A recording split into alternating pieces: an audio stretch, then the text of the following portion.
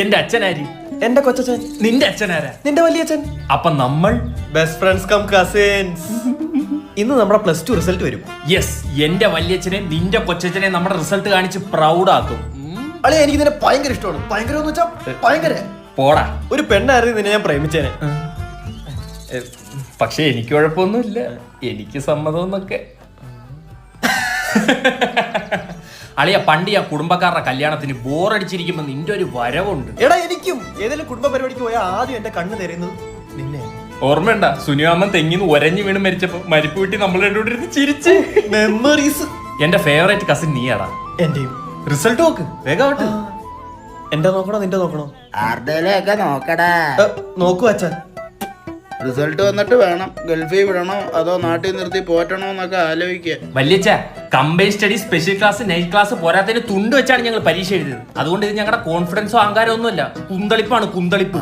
കുന്തളിപ്പിന്റെ കാര്യം പറഞ്ഞപ്പോഴാ നിന്റെ അച്ഛൻ വീട്ടിൽ ഉണ്ടാടാ. ഉണ്ട്, ഇന്നലെ വല്യച്ഛനെ പറ്റി പറഞ്ഞു. ചീത്ത പറഞ്ഞാ തന്തയ്ക്ക് പറഞ്ഞ?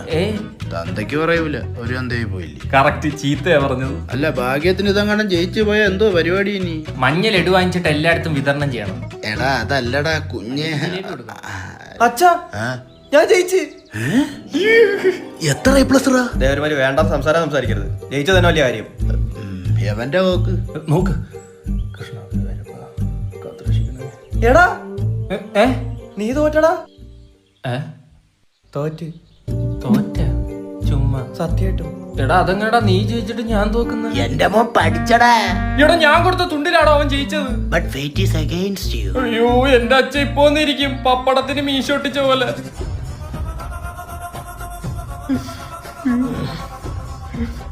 മനസ്സിന് മറയില്ല, സ്നേഹത്തിന് അതിരില്ല. ഇനി നിങ്ങൾ പിരിയണം. ശങ്കര, നീ ഒരു കാര്യം മനസ്സിലാക്കണം.